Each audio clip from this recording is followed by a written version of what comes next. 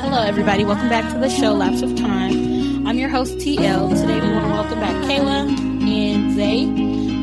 Zay was on Guarding a Child's Innocence, and Kayla, she's been on two of our previous episodes, Guarding a Child's Innocence, as well as Working from Home.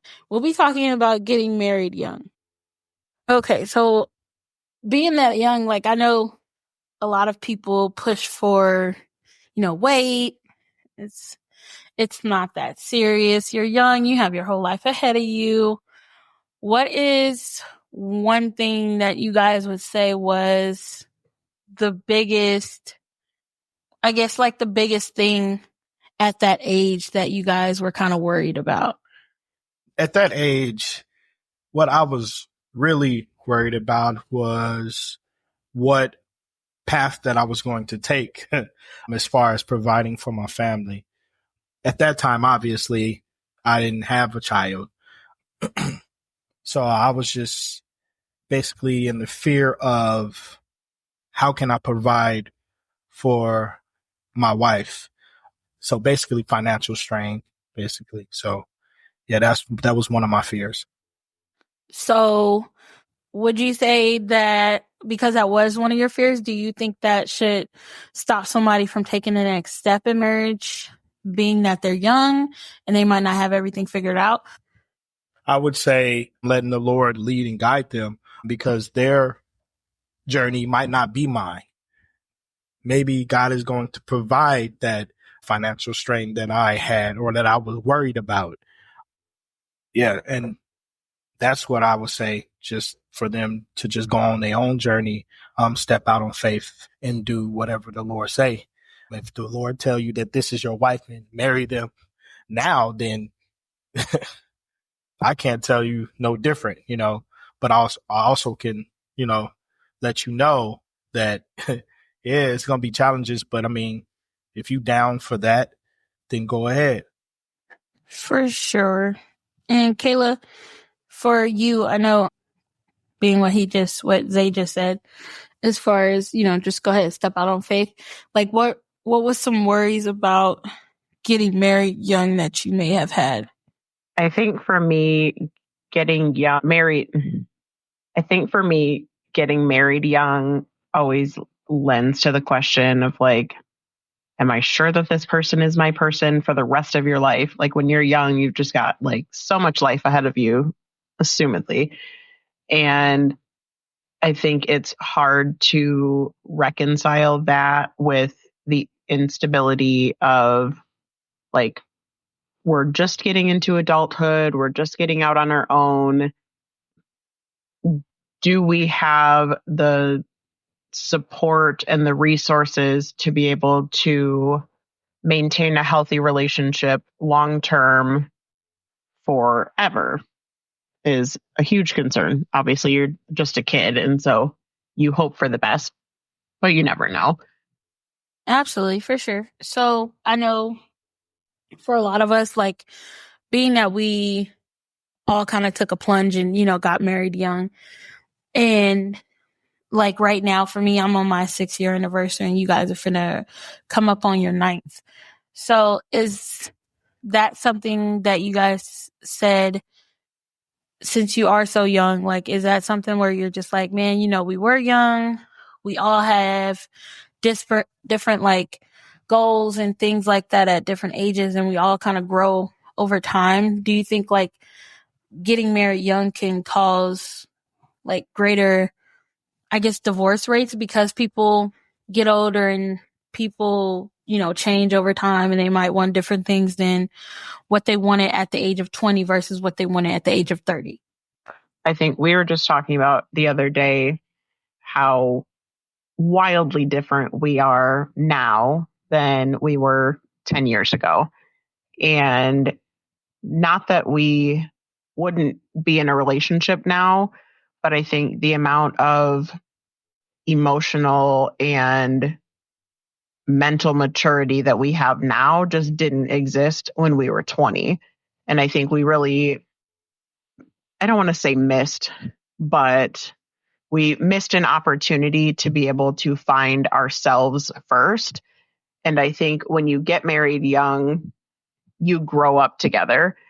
And sometimes that leads to growing up and growing closer together, and that being a solid foundation. And sometimes you grow up together and realize that you're actually like way more different than you anticipated, or that it's not wise to force your opposition. Like, it's so easy to be like young and in love and I want to get married and this is going to be the best thing ever and we're going to be together forever. And sometimes I think it's important to remember, like, not to lean into the flesh and to seek God for his wisdom and for what he wants for your life. And if that's marriage, then, go for it. But I think it's important to have a level of emotional maturity and like a sense, like a good sense of yourself before you're trying to get married and start a family and kind of move into that new season of your life. And so, Kayla, what would you have told your younger self getting married early on in your 20s versus now, seeing that, you guys have grown and you guys have different opinions versus then? As I've gotten older, you can obviously see how young and immature you were back then. And I think I would have encouraged my younger self to wait and to really explore who I was and my relationship with God, and to give myself an opportunity to really kind of like come into maturity emotionally, financially, relationally, spiritually. I think in the last 8.5 years, I've had opportunities to do that. But I think I wish I would have told my younger self that it was okay to wait or to not give in to the pressure of community's expectations for the next steps in my life. I think I would have just told myself to kind of acknowledge God and give myself a gut check and just kind of say, figure out who you are, address your past trauma and things that you've experienced, and not to find my worth in a relationship, but really find my worth in the Creator and in just who I am innately as a person before I'm trying to be someone for someone else. Because I think when I got married young, I became someone for someone else first, and then later took time to figure out who I was. Mm-hmm. And I think I would have just encouraged my younger self to figure out who I was for myself first before I became someone for someone else. I feel like a lot of times, like you said, you try to figure out yourself at a younger age. When you're older, I feel like you're supposed to change. So I know, Zay, that you got married at 23. What would you say would have been the key difference between 23-year-old Zay and 30-year-old Zay?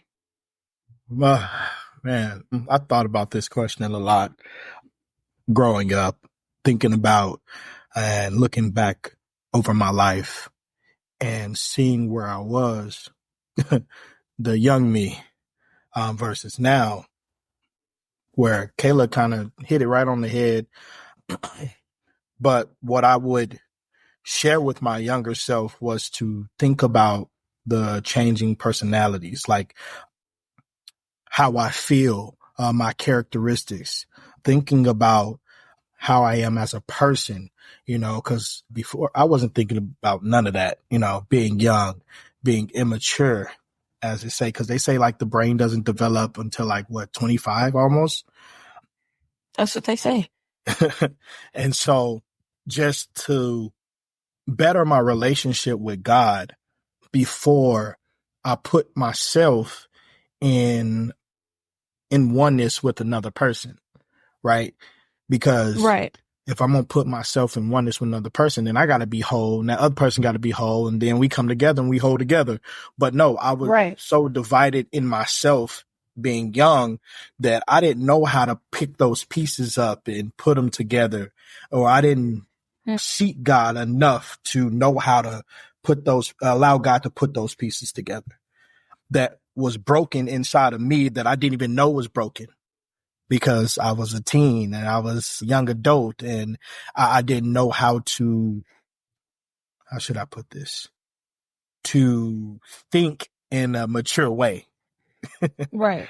And so just that and life experiences that, I wasn't able to have being a young adult and just thinking about different things. Like, cause if I would have been able to have that experience, then I wouldn't have messed up right here. Right. I would have already messed up and I would have been able to figure that out. Exactly. And so now that I have the mindset that I have now, it's totally different. Where now I see marriage as a positive. Because before, I'm going to tell you now, I didn't see it as a positive before. I'm like, I'm free, I'm doing my thing. But now I see it as a positive because I'm allowing God to pick up the pieces and put them where they need to go. And then now I have a help meet that can also help and support, but before I wouldn't even have this answer for you because I feel you. I wasn't in that place. So like I said, Kayla hit a lot of key points, but just for me, it was just like knowing myself, knowing who I was because I didn't know, and whose I was because I did know.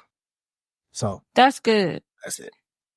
Yeah, that's good. I like the fact that you both kind of touched on the point that it's just basically off of maturity. And it takes me back to the scripture where it says, when I was a child, I spake as a child, but when I became a man, I put away childish things.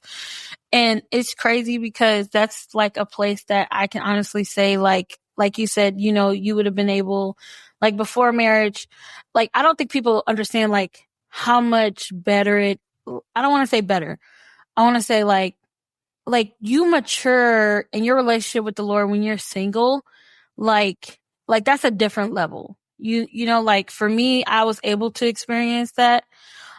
And for me, I don't always understand people who I guess want to rush into certain things, whether it's marriage, whether it's premarital relations. I don't understand all that because for me, I was able to be cultivated with the relationship with the Lord, like in my singleness.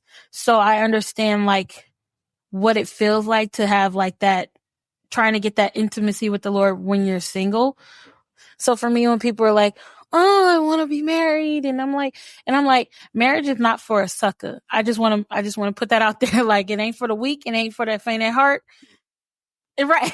So like, it's not for like playing. Like, it's like, like you said, like I'd never seen marriage as something, I guess, beautiful. I've never seen it as beautiful as I do now because I didn't come from a family with good marriage history. I'll put it like that. Like everybody in my family has been divorced, cheated on, or, in spousal abusive relationships.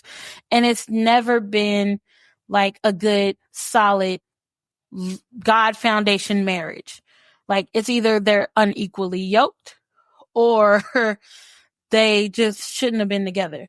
And I've had family members where they married 5, 6 times. You're like, man, another one? So marriage to me was always, don't do that. That ain't good. But I feel like now that I'm older and like Kayla was saying, learning who I am, because I feel like it's different when you're single and trying to learn yourself, but also different. Like she said, you're trying to learn yourself with another human being. Like that's a whole different type of level in itself. And trying to sit there and, build a relationship with the Lord personally, but also with somebody else. So I think I've come to a place now where I see the beauty in it, not because me and my husband are one, but because it really signifies the relationship that Jesus has with the church, being his bride. And I feel like that's like the most important thing that I think I've gotten out of my marriage, like seeing how the Lord views marriage versus like how society views marriage. So I guess for me, like, what would be like something that you guys like? I know you, Kayla, you said like for your younger 20-year-old self, it would be something to, tell yourself, hey, wait, build your relationship with the Lord and everything like that. Like we all have kids now. So what would be some advice that you would tell your child if they were your 20-year-old self right now? Through marriage and the difference between the way that the world views marriage versus the way that I view marriage now as a Christian. I think marriage is a ministry and it's a sacrifice.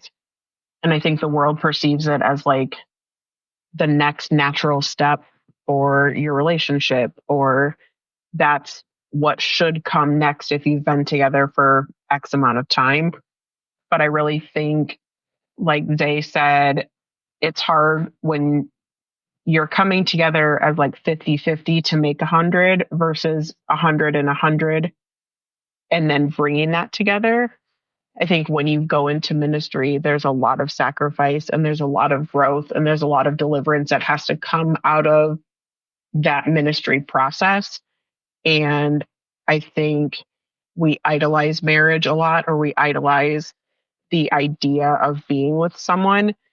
But if you don't consider the consequences of your action or learn how to manage conflict or have self-control or have an identity in Jesus, then how can you really like have a good relationship or a good marriage? And I think if my daughter were at my age, I would just encourage her to know that without the other person, you still have to be whole. And because if they leave for whatever reason, if God chose to take them, if that relationship dissolved, I want them to bring value to her life, but I don't want her to feel like they're the one that makes her life valuable. Exactly. And so I want her to be whole in Jesus and have that foundation of like her identity in Christ before she's trying to start a relationship or a marriage and step into a place of ministry before she really knows who she is. It's really hard to have a leader in a ministry who doesn't know who they are in Jesus. And I think it's the same thing in a marriage. If you don't know who you are, if you don't have morals and values and convictions, Right. how can you then come together and create or grow whatever your like life is intended to be? So that, because if you, like you said, like not having the morals, the values, because if you don't know yourself, like that's just like a man can't lead his home if he's not the head. If the Bible declares that the man is supposed to be the head of the wife, just like Christ is the head of the church. If you don't know yourself, I feel like it's hard to pour into somebody who does not know their self. But I feel like it's even harder when they don't want to be poured into.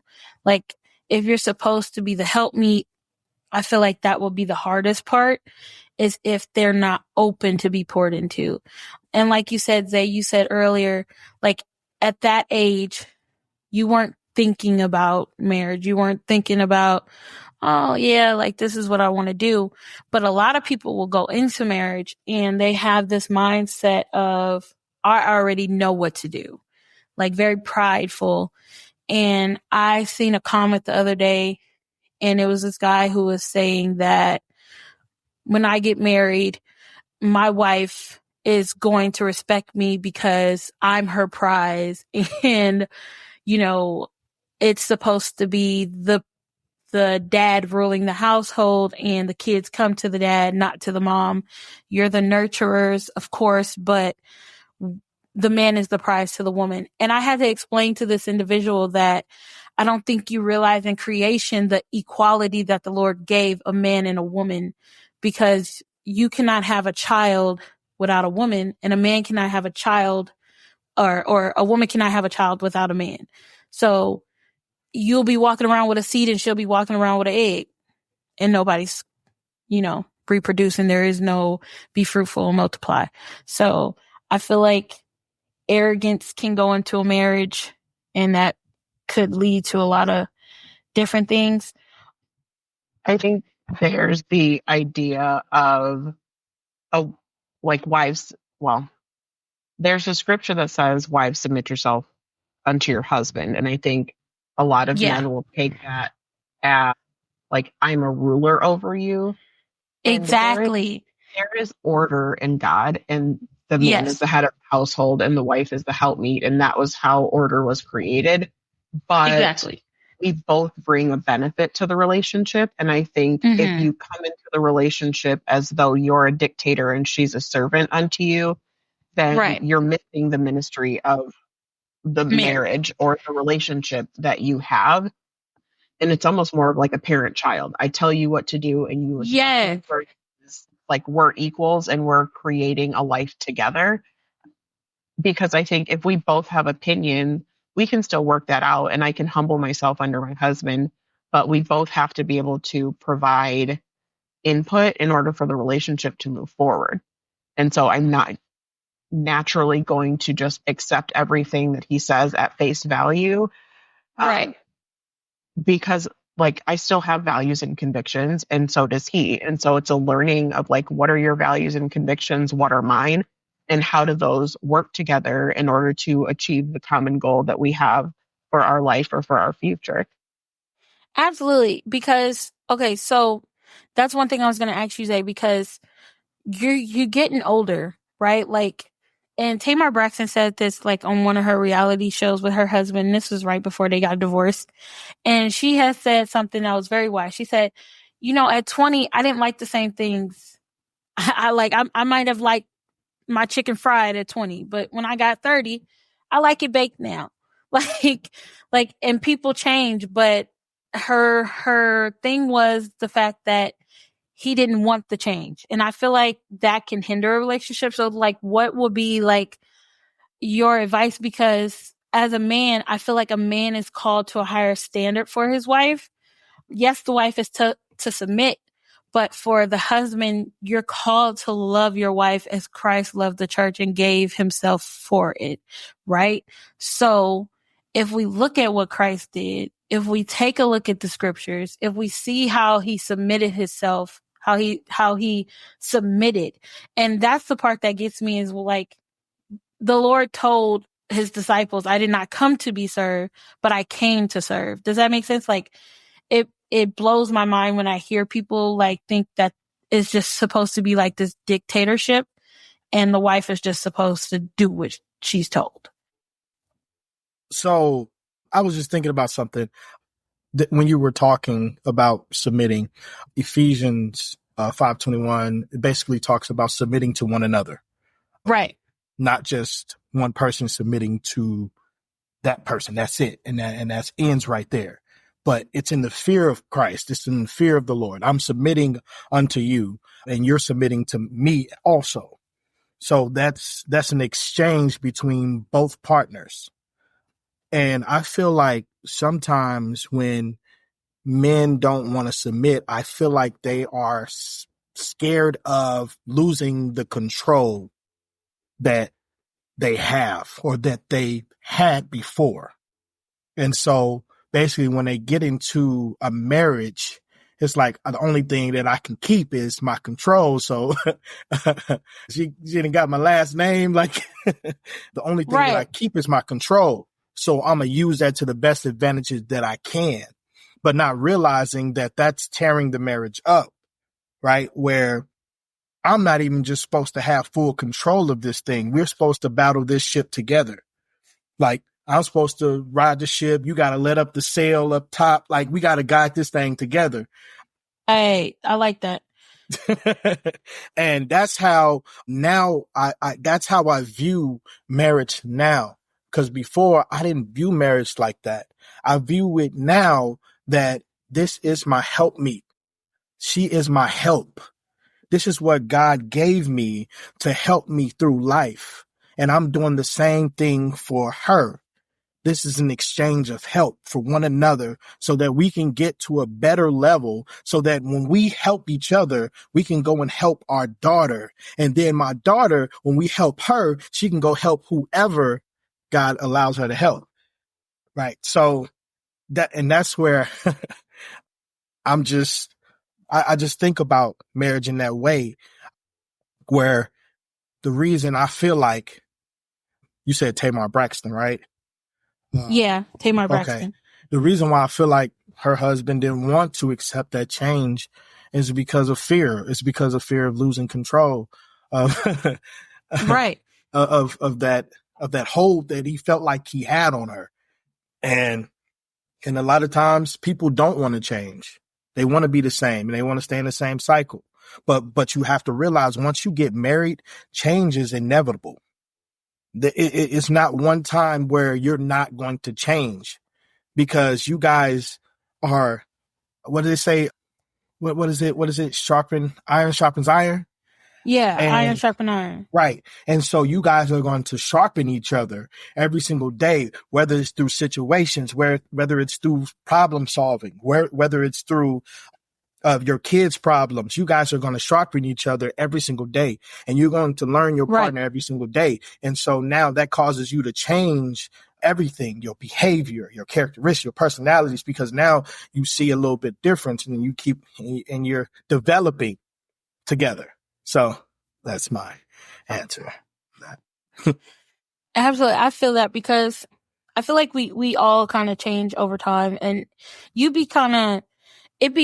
I think it would be weird if you did not change. You know, if certain convictions didn't change, if certain morals didn't change, you might say that, I think it's wrong for you to be on your phone at the table every time we eat. And then as the older you get, you're like, it's not even that big of a deal. Like, why are we even arguing about this?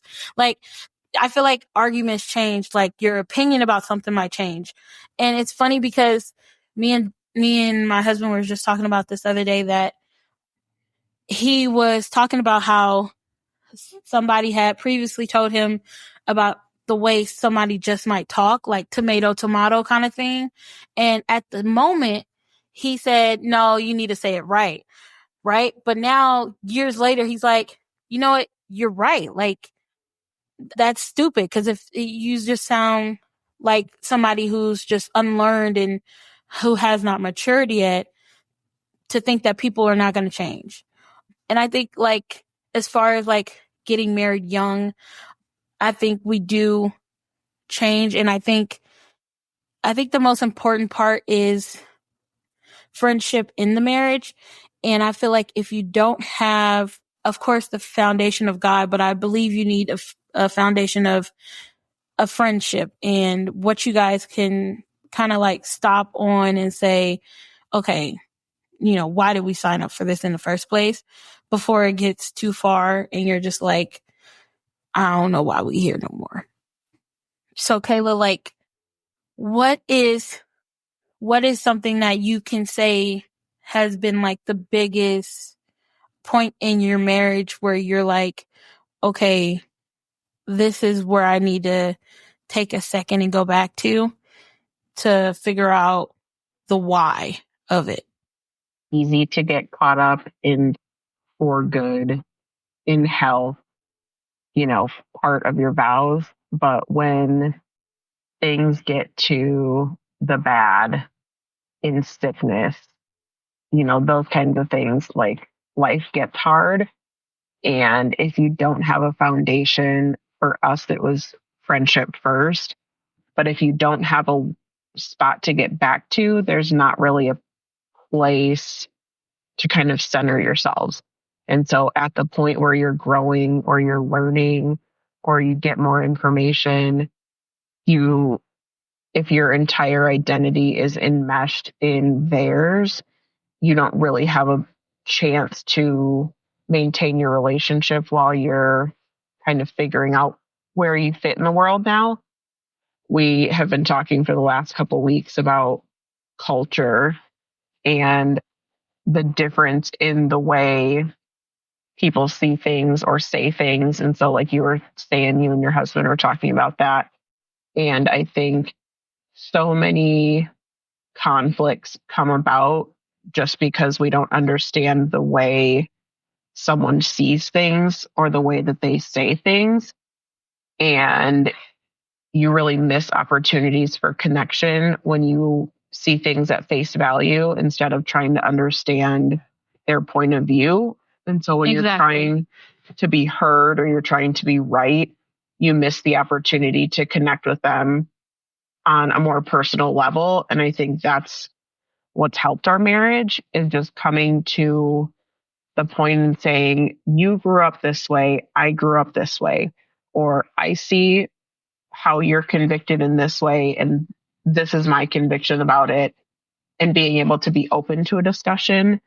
But if you lack the ability to have effective communication skills and being able to not only speak, but also listen, you won't ever have the opportunity to grow your relationship forward. And so when you're really in a season of lack or suffering or struggle or grief or trauma or whatever is going on that's in the lower parts of your marriage, if you don't have a foundation of acceptance for one another, and I think we also have a healthy amount of accountability for one another, and just saying I made a comment about something about my daughter a couple weeks ago, and Zay got frustrated and yelled. And I just said, we don't do that in our relationship. And I understand that you're frustrated, but I'm not okay with the way that you're speaking to me. And it took a minute to realize for both of us that there had to have been something else going on in order for him to yell. He's not yelling because I said something. He's yelling because there's a, bigger issue that needed to be talked about, or like something happened in his day that he hadn't been able to process yet. But if you go into it with a place of defense and like, how dare he yell at me, then I never really have the opportunity to say, what's going on? And not why, because I'm not going to challenge the reason that he's doing something.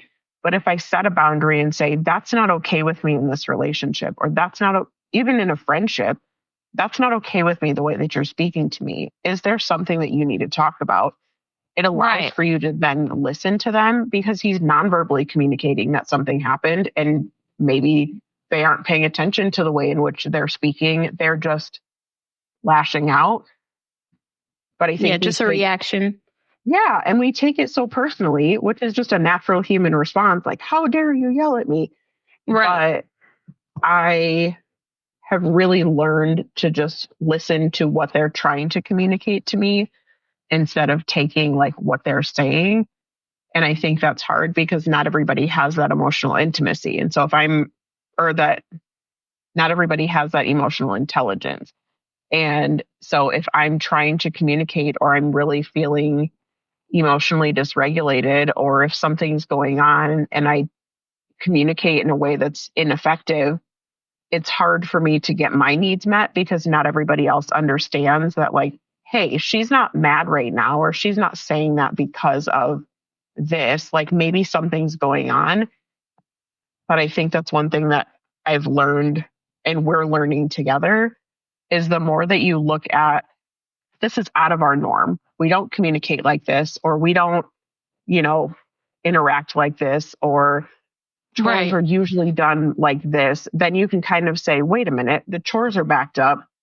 And we're so quick to be like, you didn't take out the trash, instead of something happened in their day that like maybe they forgot about it, or that felt too overwhelming for them to do.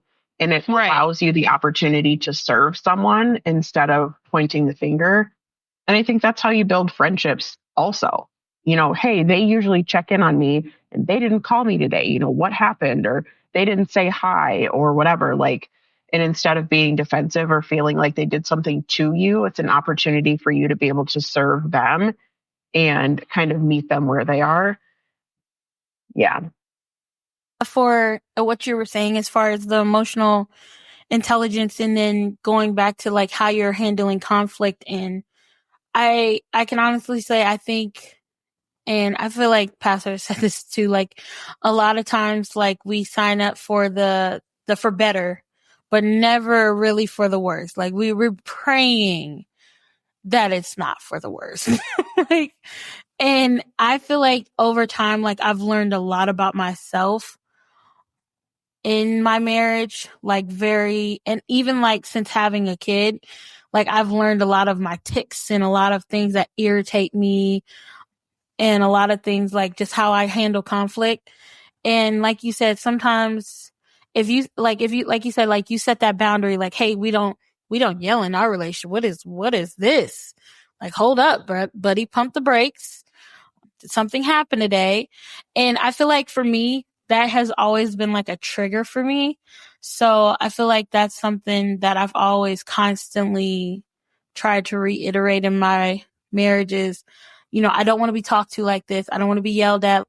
I believe a marriage should have boundaries, and that we should be able to pour into one another as far as, hey, I would like for you to speak to me this way versus you speaking to me that way. Because I've learned in my marriage, and my husband has a lot of triggers as well, not from marriage, but just from childhood.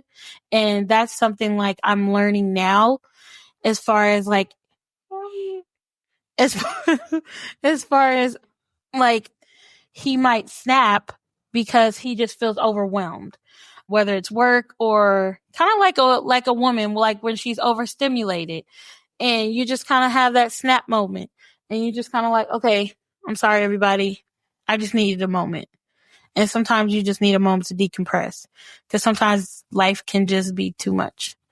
And I think at 20, at a younger age, I probably wouldn't have been able to say that, because I was the one with the mouth, and I still kind of am. But, but I feel like at a younger age, like you said, like you don't have the emotional intelligence to know that you need to probably just take a moment to rethink something. And like you said, like taking out the trash. My husband always takes out the trash. So if there's a day where he just doesn't take it out, then I'm like, okay, let me pick up the slack. Like I've learned now, okay, it must just be a day, kind of thing. And so I'll take it out like that. I don't have a problem with picking up, like if, okay, this is slack in here, let me pick it up here, kind of thing. And he'll do the same thing. Like, okay, floor ain't swept. Ugh, let me see what's going on. So I feel like it kind of goes back and forth. But like you said, I don't think we probably would have been able to do that without realizing like our why, and knowing that, okay, let's take a moment, let's sit down, let's have a conversation, let's pray about it. And I feel like prayer has definitely helped in more ways than one in our relationship. But I feel like a lot of young adults, when they get married, they don't know how to handle the conflict in a marriage. So, Zay, like, what would you say, like, has been the biggest help with dealing with conflict in your marriage, and what would you tell somebody who's younger and they just don't know how to handle it? So with me, I would say active listening would be a key, basically, to my marriage now, because before I wasn't keen on active listening at all, right? I would be listening, but it wasn't actively.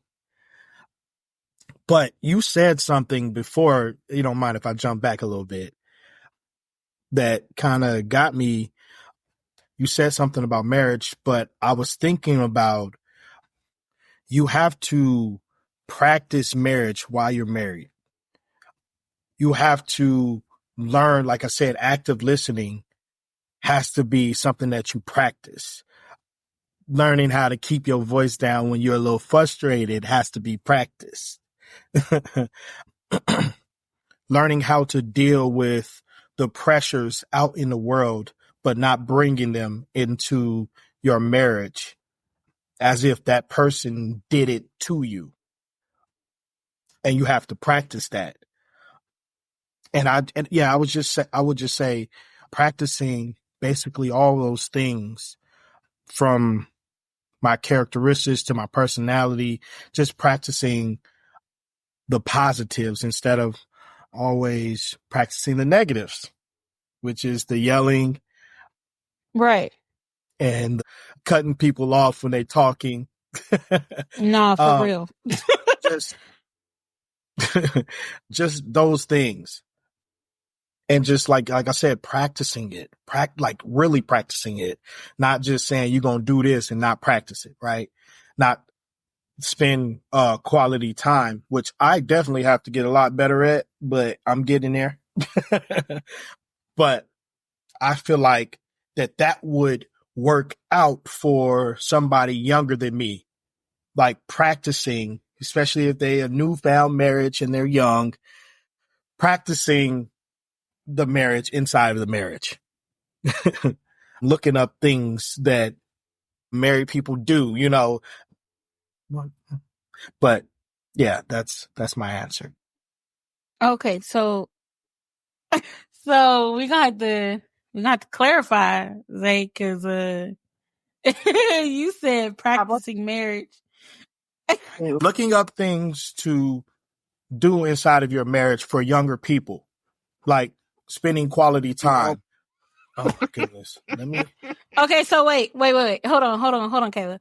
Okay, so you basically mean like in your marriage you need to keep dating. Is that what you say? Because a lot of people say that. They say like, oh, in your marriage, never stop dating each other. Like, never stop being like the playful, flirtatious, and spend time together. Make sure you do date nights. Like, is that what you mean? Like, practice marriage in your marriage? Yes, spending quality time, practicing marriage in your marriage. Yes, going on date nights, things like that.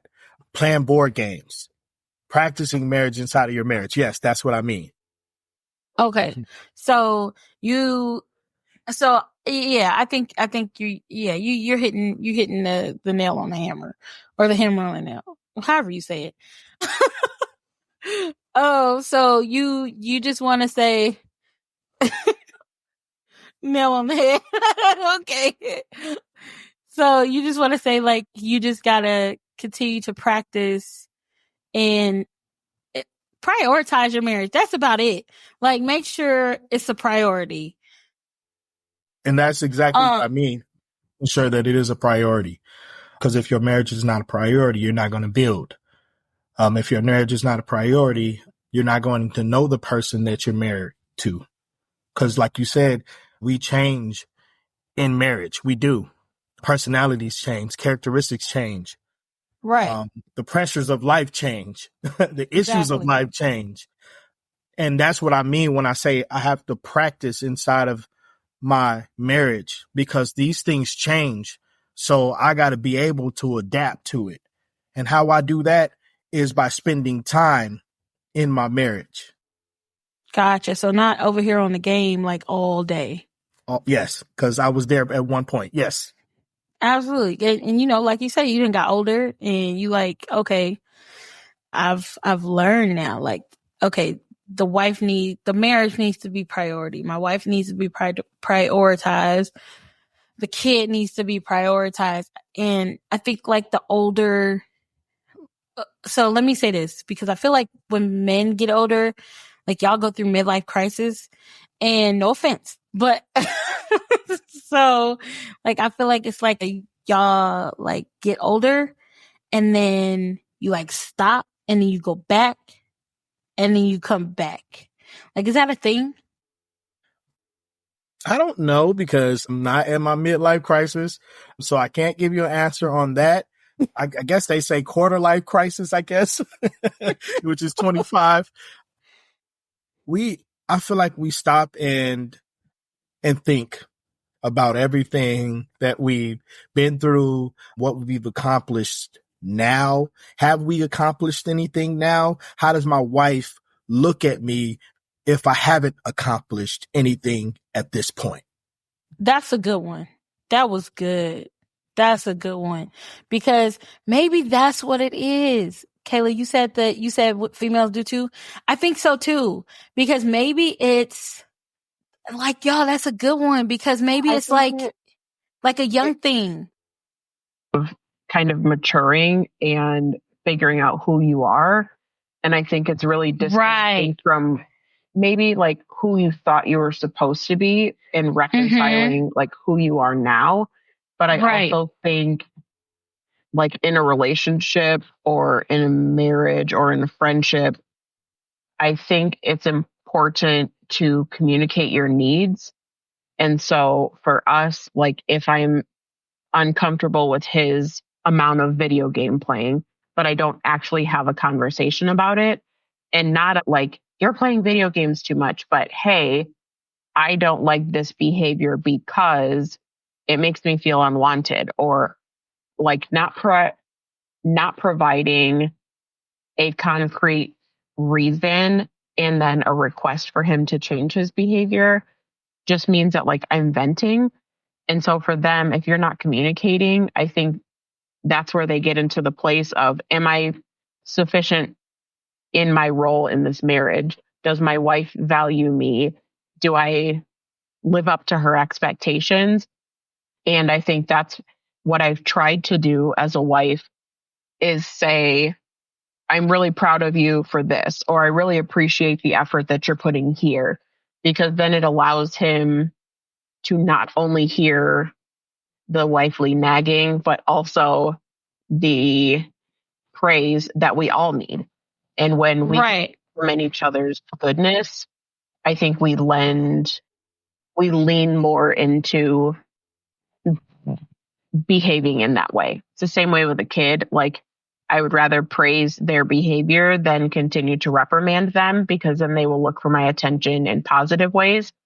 And I think in a relationship, it's the same way. I want to acknowledge his efforts and his humanity and the work that he's doing, versus always saying like, I don't like that you do this. I think if I present it in a way that says, hey, I want to spend more time with you. Like, you're a great person, and and we're married, and this is, like the person that I intended for my life to be with. I think if I give him the opportunity to meet that need, but present it in that way, instead of like, I want you off the game, or I want you home by 10, or, why are you always on your phone?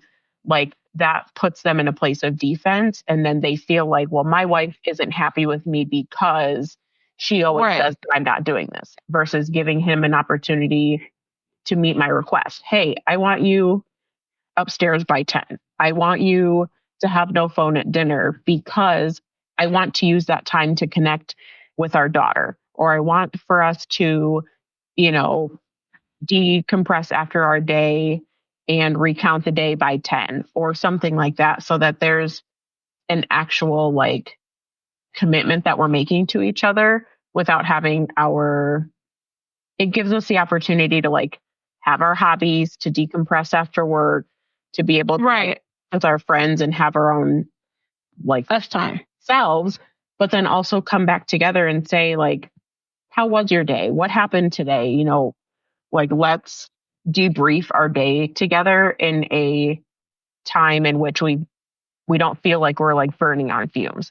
I think so many people want to do that. Like, oh, you're home from work. How was your day? What happened? Like, I don't want to talk to anybody when I get home from work. Right. Exactly. So, giving each of us the time to kind of manage our household duties, decompress, talk to friends, engage in hobbies, check in with our extended family, that kind of thing. And then still have time to say, my marriage is a priority and this time is important. And so if 6:00 doesn't work for us, like, we had to shift that and say like, our marriage is our priority. And when does this fit in our schedule on a daily or very consistent basis? And for us, that's 10 p.m. So at 10 p.m., like, life shuts down and we check in. And that's like the time in which we come together and say, how was your day? What do you have going on tomorrow? Right. but it doesn't fit the mold of like everybody's relationship. But right. Nah, I'm asleep. Right. And so, that's a time that works for us. And you're trying so hard to fit the societal expectation of like, oh, that's too late for other people. You miss the opportunity to prioritize your marriage right in a way that makes sense for your marriage. Because I think we're all like, everybody's gonna be different in their marriage. Everybody's marriage is gonna be, is what it is, I guess you could say, to like, as far as like planning things and things of that nature. But I do believe you do have to prioritize it. I do think like men and women hit like a certain age and maybe it's the youngness. Maybe you do something like you get married young and you feel like, and you have kids young and you feel like there's a part of you that missed out, or you do stupid stuff with your life young and like, you mess up your life at a young age and now you're like regretting it and now you're trying to catch up for it. Whether you're a man or a woman, like I do feel like that stuff happens. So when you do get married, it's almost like now you're growing. Like the other person might have to sit with you trying to grow up again and relive like your teens and your early 20s because you didn't like what you did with it before. So now you're like, oh my gosh, like I feel more free and I feel more energized. I want to work out every day. Don't get me wrong. That's all fine and dandy. But I feel like let me be young and free again. And I feel like that's the part, like when people hit like a midlife crisis, like that's what it is. So like sometimes I feel like that's what I'm in right now. Sometimes I feel like that's what I'm in. So I'm just like, okay, Lord, it's just a phase right now. So, so if my husband's on the game a little longer, like I feel like now I'm getting a little bit more like understanding of it versus like when I was in my younger 20s, I'm like, okay, bruh, like it ain't this serious. But it's like, now I'm like, okay, maybe it's something that needs to get let out. So just by all means, let it out. Caw. Can I just say like, so like, cause I know that we always talk about like the games and stuff, being on the games or whatever. And just me from experiencing it, it's like outlet, where we sit there and we're on this game, whatever game it may be. And we might be on there with friends, right? Talking to whoever. And we're playing this video game that we both love everybody loves this game. And it's like an outlet. It's something that, okay, I can sit right here. I can enjoy myself. I can't go over here. I can't go over there. I can't do that anymore. So decompression. Yes. Okay. I can see that. And then like with the, let me be young, wild and free. I didn't realize that my younger youth days were so important. Right. I didn't like take it as so important, but it is. It's a building process. You're being built. And I didn't see that when I was younger. Right. I didn't see in my marriage that I was being built into something. I didn't even see when I was single that I was being built into something. I didn't see that. So I didn't take it serious when I should have took it serious and it would have been better. But it's just my little thought. No, that's serious. Like that's like a real thing. But I'm glad you said that because for some like people who do game, because there are women who game. And for me, I've never been one of those people. That's just me. Kayla, yeah. Sorry, I'm keep belaboring the point. But I think for girls, we tend to socialize with our friends like out to lunch or, chatting via text or on the phone, where in general, I think guys tend to connect socially more over sports and gaming. And I had to come to the point where I think it's one of those things where you have to figure out a way to spend time with yourself or to be alone for a guy that, you know, like I think for women, it's so easy to find your worth in everything that you are for someone else. And it's hard to find value in your own hobbies or in your own like solitude. And so it doesn't make sense for us. Like, why would a guy go play a video game, even if he's not gaming with friends or he's like, you know, whatever. But sometimes there's the brain, like the excess, like the mental stimulation of trying to figure out a puzzle in a game or trying to figure out how to beat this level or whatever that kind of scratches the itch in their brain. And some of the challenge with women is figuring out, like, how do I do that for myself without needing the mental stimulation of a conversation? And how can I meet my needs or have a hobby and not be offended by him being on the game? I feel like for some people, it's like an excessive thing though. Like, I feel like everybody's kind of like different, you know, like, Oh, for sure. I can understand. For Yeah. sure. Like, I feel like some people get on there and they decompress, right? And then there's some people who are like those people on Twitch where they're on there 24/7, 365. And you like, bruh, when you gonna get off that game? And I'm just like, I don't get it. Yeah. It's easier to avoid the realities of life when you're plugged in to a world that you have control over. I think it goes back to the control conversation that Zay was saying earlier. You know, you can't necessarily control the chaos of the world around you or the things that you're exposed to or the amount of conflict that goes on in the world around you. And so being able to dissociate and kind of go into an alternative world and be able to resolve the conflicts there or have camaraderie or to figure out the challenges or to be able to manage those unmet expectations in their daily life through an alternative means. It's really hard to then step out of that and say, wait a minute, I have to actually plug back into real life and acknowledge what's actually going on. And so it's easier to stay in this alternative world. It's the same thing with books. It's a lot easier to read happy stories and, you know, lovely relationships instead of dealing with the challenges of life and what's actually happening. Because I remember when I was younger, I used to sit there and I watch a lot of Hallmark. And to this day now that I'm older and married, I'm like, y'all are liars. It don't work like that. Like, like you don't meet a man and you just fall in love. You're like, oh my gosh, he's going to be my prince and we're happily ever after. Like, they don't tell you everything that y'all finna go through. And live in a Christmas tree cabin in the forest. Yes. Girl, I was over there deceived. Like, that was me. I'm over there like, yeah, we're going to make cookies. We're going to be happy.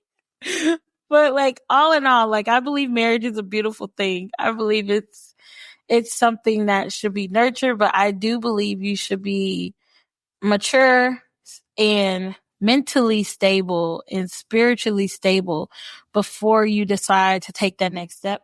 Okay, so guys, I guess the last thing I guess I could say is, yes, cultivating yourself or being nurtured when you're younger before you get married and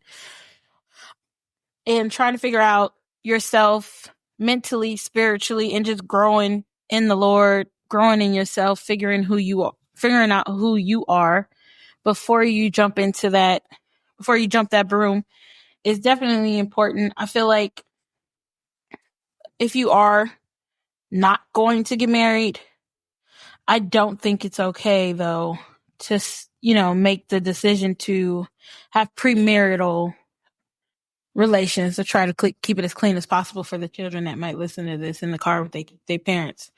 Without being married. Yeah. And me and you, Kayla, we were just talking about this. Like, some people might think, oh, well, you gotta test drive that car before you sign that last document. I don't think that's necessarily true. Like, I believe you don't have to go that far.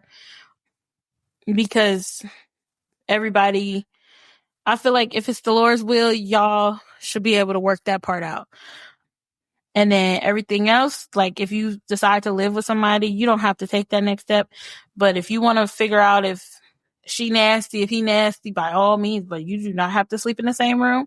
And if the good Lord keep you in that situation, by all means. But if you feel like you cannot be kept under the same roof with somebody, I don't think you should do it. I don't think you should tempt yourself, put yourself in a tempting situation, because the Lord tempts no man.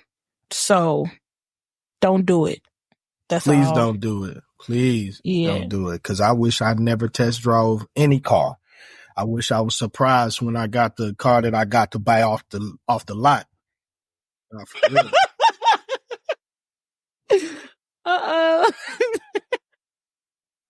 Get to know people before you do anything stupid. That's what I'll say. There's too much stuff going on around here in these streets. So get to know the person. But it's been a very fruitful conversation, y'all. Very fruitful. Any last comments, advice for anybody y'all want to give for the young people that's getting married? Thing to be sure of yourself and to not worry about what the other person may think. If you know in your heart that this relationship isn't where you're supposed to be, then honor that and be okay with your convictions. I would say learn yourself. Trust. Learn to trust yourself. And that comes with, because if you don't trust yourself or you don't learn to trust yourself, how could you trust somebody else? It just ain't going to work.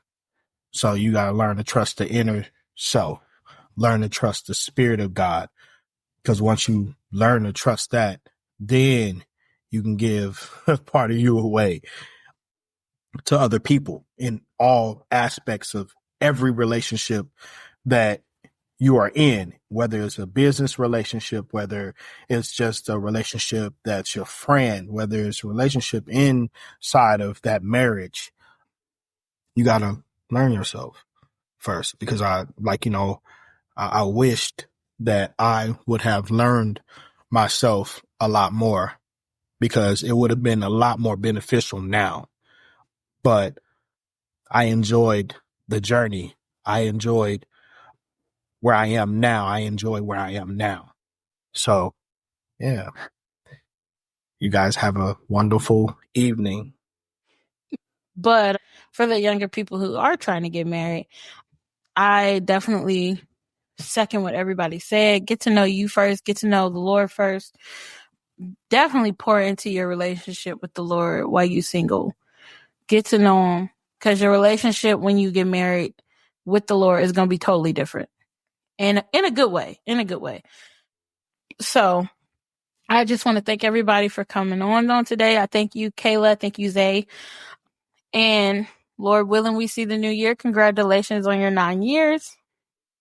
And shout out to my husband, since we've been riding for 6 years. God is good. He's definitely kept us and still gonna keep us. Woo woo. Woo woo. Amen. So thank you guys. Don't forget to subscribe, like, comment, share, all the things, or everything that these people tell y'all to do. It's been a fruitful conversation. Thank you guys once again for tuning in on today's episode on the Lapse of Time show. I am your host, TL. Don't forget to subscribe to our newsletter as well as to the blog. And for more information and to stay up to date on anything podcasts of Lapse of Time, as well as subscribing to our YouTube channel. Thank you and have a great day.